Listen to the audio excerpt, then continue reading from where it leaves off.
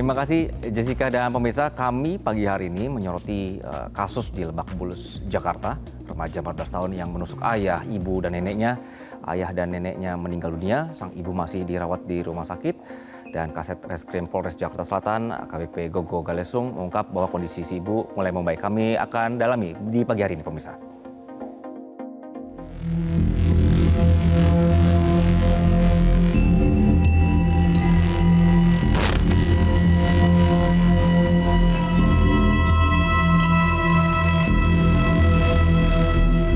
Pelaku sendiri, ya, anak usia 14 tahun, diduga korban ditusuk dalam keadaan tidur. Ya.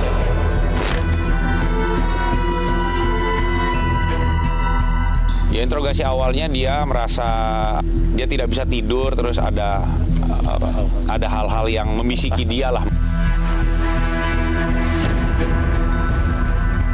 Ada dua di sini, neurosis. Jadi biasanya itu ada gangguan kecemasan, ada halusinasi, ada delusi. Bisa punya halusinasi dengan melihat ada orang, bisikan, dan lain sebagainya.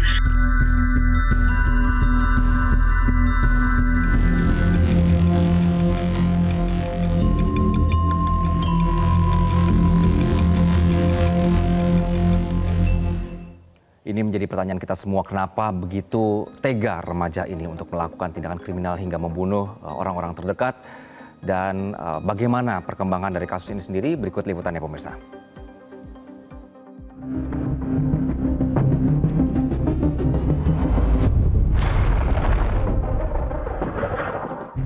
Belum diketahui pasti apa motif remaja 14 tahun di Jakarta Selatan yang tega membunuh keluarganya sendiri, yakni ayah dan neneknya. Sementara kondisi sang ibu yang selamat mulai membaik usai mendapat penanganan. Kasat Reskrim Polres Metro Jakarta Selatan AKBP Gogo Galesung mengatakan sang ibu berpotensi menjadi saksi dalam kasus ini. Namun pihaknya tidak akan terburu-buru memaksakan. Penyidik akan meminta keterangan jika sudah ada lampu hijau dari pihak rumah sakit. Ya, karena ibunya kan dia diserang pakai senjata tajam, ya, yang jelas banyak darah yang keluar gitu, sampai dengan informasi rumah sakit juga melakukan transfusi darah gitu, seperti itu. Jadi untuk bisa menanyai dan meminta keterangan, ya nanti akan diberitahu oleh dokter gitu. Sementara itu, Menteri Pemberdayaan Perempuan dan Perlindungan Anak Harifatul Fauzi telah mendatangi Polres Metro Jakarta Selatan untuk membahas perkembangan kasus remaja yang membunuh ayah dan neneknya di Lebak Bulus, Jakarta Selatan. Harifatul menyampaikan keprihatinannya terhadap kasus yang saat ini tengah terjadi. Ia juga menyebut pihaknya akan mendampingi A selama proses hukum berjalan. Sudah menjadi mandat dan tugas kami untuk memastikan apakah anak tercukupi haknya dan terlindungi. Karena si A ini sedang dalam kondisi yang kurang baik gitu. Jadi kami memastikan bahwa si A ini benar-benar terpenuhi, ya, mungkin dampingan dari ahli gitu. Kemudian kami dari Kementerian Pemberdayaan Perempuan dan Perlindungan Anak pastinya akan mendampingi selama proses yang akan dijalani oleh Ananda. Sementara itu, Kapolres Metro Jakarta Selatan Kombes Pol Ade Rahmat Itnal mengungkapkan kondisi A saat ini mulai stabil. Pihak kepolisian juga akan melibatkan psikolog anak dan apsifor untuk memudahkan penyelidikan. Lebih jauh, pihak kepolisian juga akan mendalami motif dengan psikiater. Kondisi Ananda A ini ya sudah mulai stabil dari mulai hari kemarin. Sekarang dia sudah bisa diajak bicara, ya, menjawab pertanyaan, sudah bisa senyum, ya. Tadi juga sudah ngobrol dengan Bu Menteri, ya. Tentunya nanti pemeriksaan ini bertahap. Kita akan gunakan juga psikolog anak, ya, dari apsifor, kemudian juga sampai tahap mungkin ada pendalaman psikiater juga, ya, untuk mencari motif apa sampai yang bersangkutan melakukan. Padahal di keluarganya dia sangat disayang, dan tadi yang bersangkutan juga sangat sedih, menunjukkan rasa penyesalan yang sangat mendalam. Diketahui dalam kasus anak remaja berusia 14 tahun yang menusuk ayah dan neneknya hingga tewas, juga menusuk ibunya dengan pisau.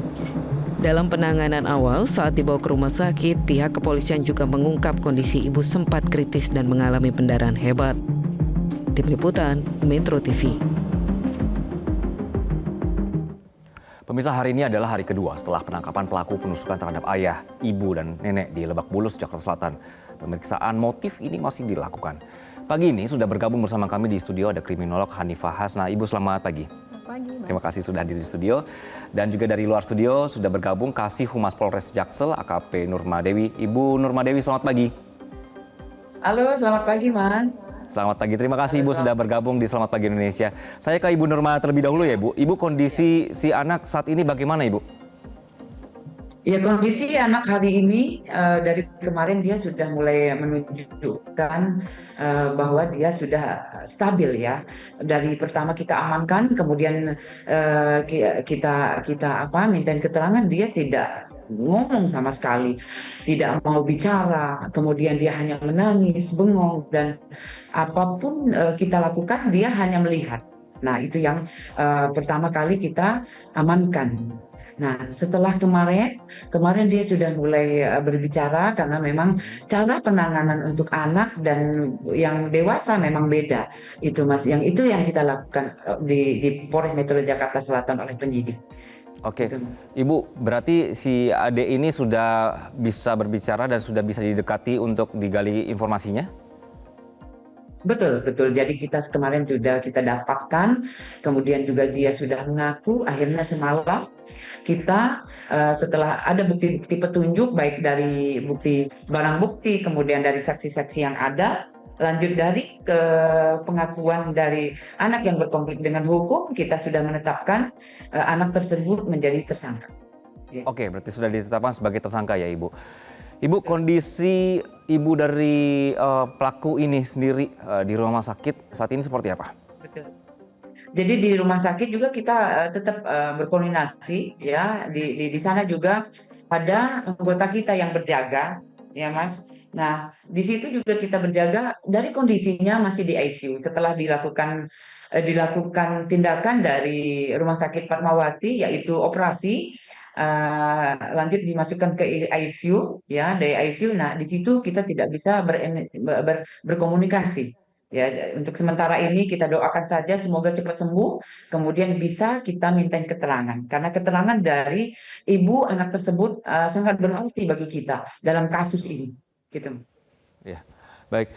Ibu, ini kan saya mau konfirmasi ulang kembali. Kasat Reskrim kan sempat menyebut ya dalam interogasi awal bahwa pelaku ini merasa tidak bisa tidur, ada hal-hal yang membisiki dia, meresahkan begitu.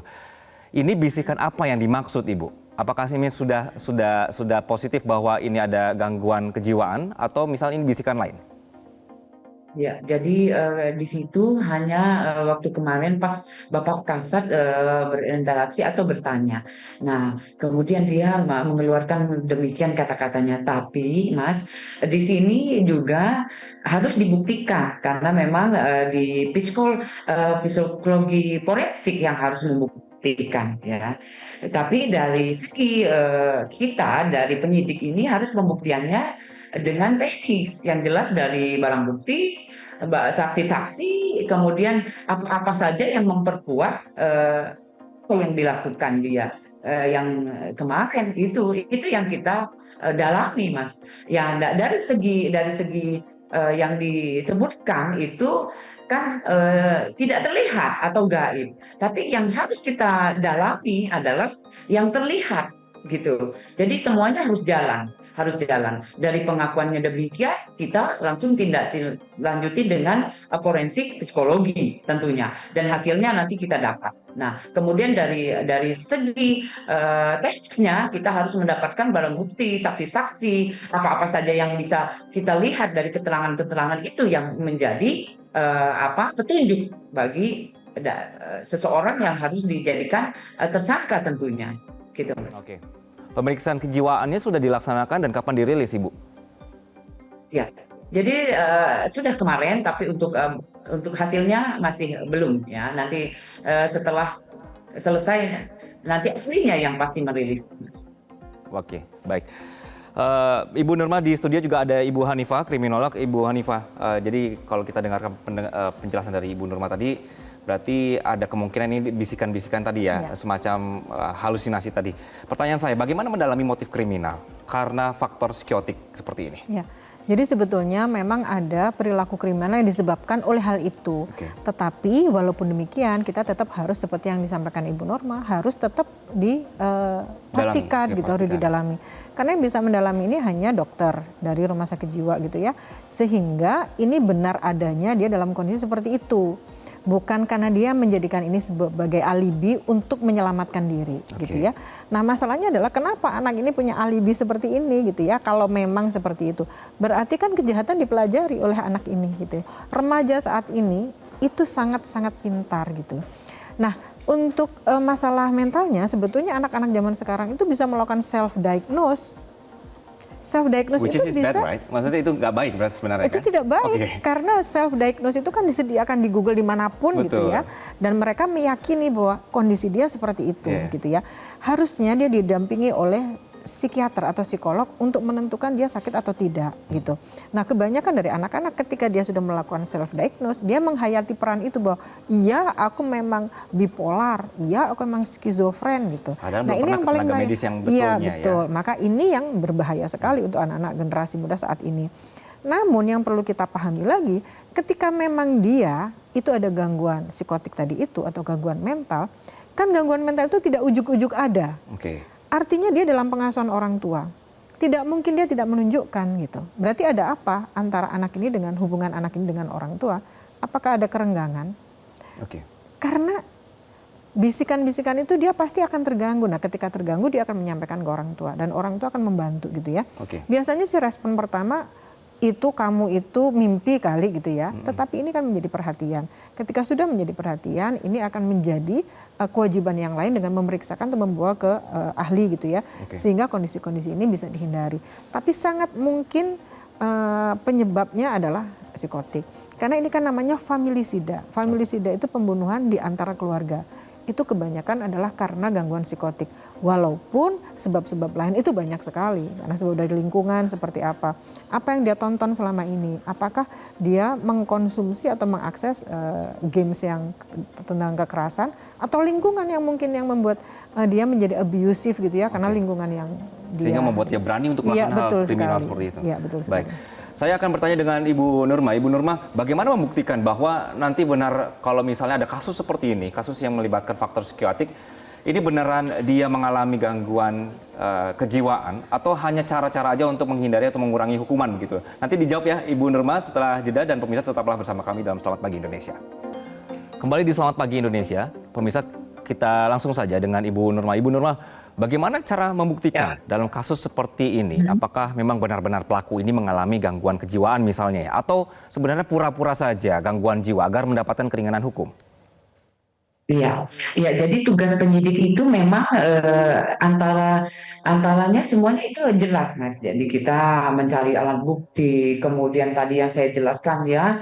Jadi dari keterangan saksi, barang bukti yang jelas ada di TKP kita kumpulkan, adakah CCTV, kemudian juga dari HP. Nah itu semua memperjelas untuk memperjelas kasus yang ada. Ya, siapakah yang melakukan kejadian atau yang melakukannya. Nah, ini yang harus kita cari dari penyidik. Nah, lanjut, jika memang yang tadi yang katanya yang ada pembisik, kemudian itu kita tampung atau kita terima bahwa dia ada yang pembisik nih Bu, gini. Oke, kita terima. Tapi ada pembuktian dengan adanya psikologi forensik namanya. Nah, lanjut, jika memang ada itu kan harus kita tanya juga dengan keluarganya terdekat, apakah memang dia ada kejiwaan, ada gangguan kejiwaan dengan pembuktian tentunya. Kita harus datang dari rumah sakit mana, rumah sakit jiwa mana. Nah, obatnya apa? Nah, itu yang harus kita dapat, harus kita terima.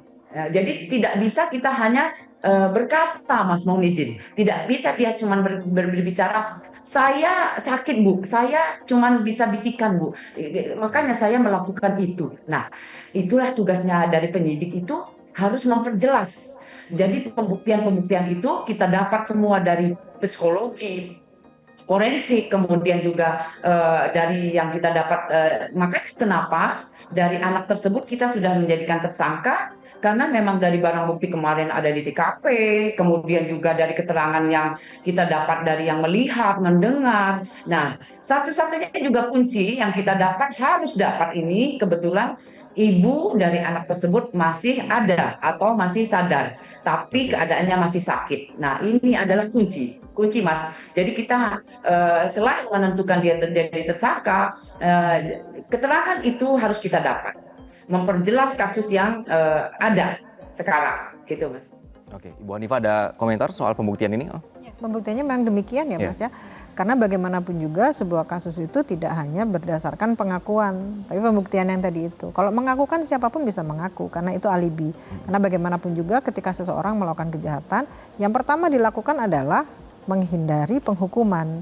Gitu kan. Terhadap si pelaku ini ya? Iya, pelaku itu kan ketika melakukan kejahatan yang pertama dia akan menghindari penghukuman kan, dengan cara apapun gitu, maling ngering misalnya tiba-tiba sakit atau yang lain gitu. Jadi ini adalah proses yang sangat tepat.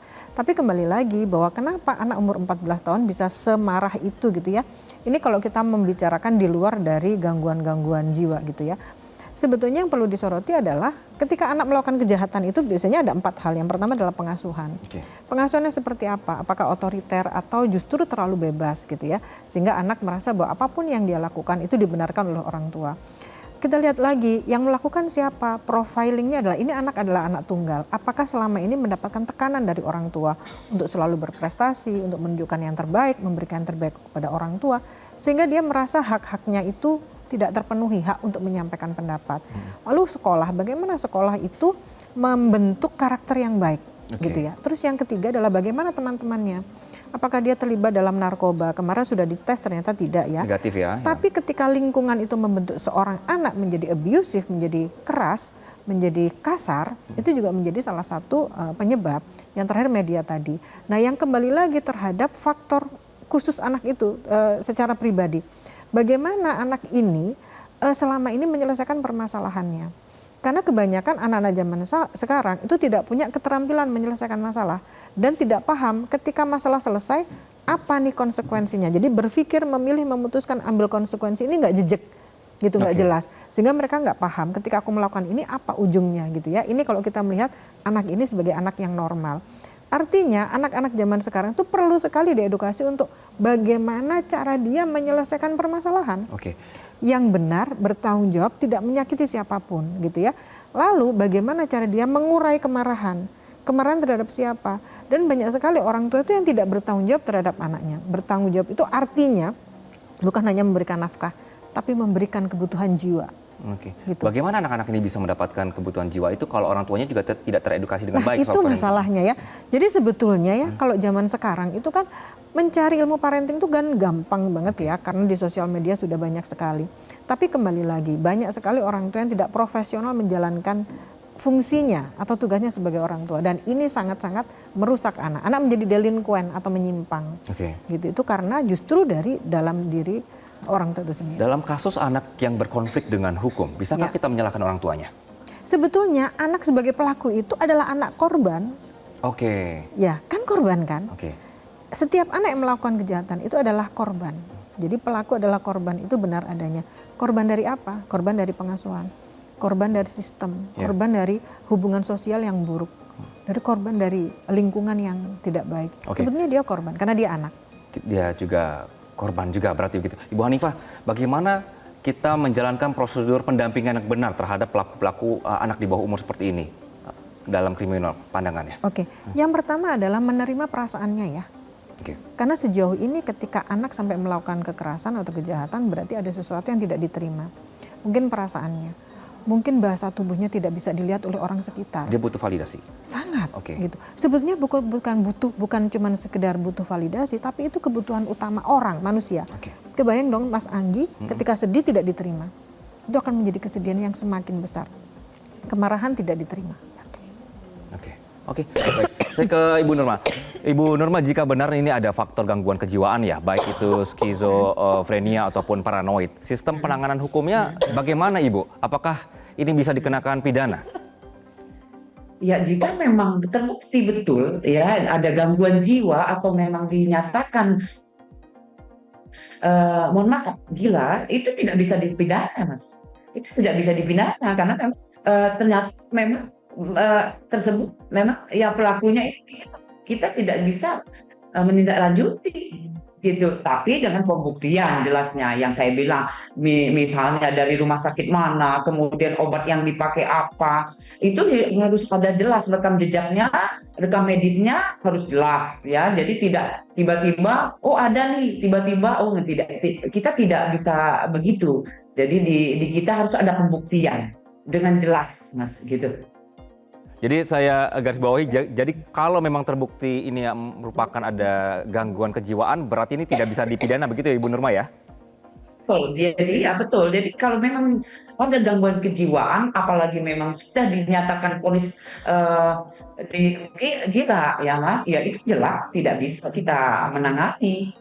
Jadi memang harus dikirim ke rumah sakit jiwa gitu. Baik. Tapi kalau kita lihat kondisi dari anak kemarin, dia sudah mulai berinteraksi dengan kita juga udah enak, udah baik. Kemudian dia sudah bisa tersenyum. Dari yang kemarin dia menangis, kemudian shock sekali, seharian dia tidak bisa ngomong, hanya bisa menangis, bengok. Nah, kemarin dia sudah mulai berinteraksi. Kemudian dia sudah bisa kita mintain keterangan. Oleh karena itu, kita sudah menetapkan dari saksi ya korban menjadi dari saksi menjadi tersangka gitu. Baik.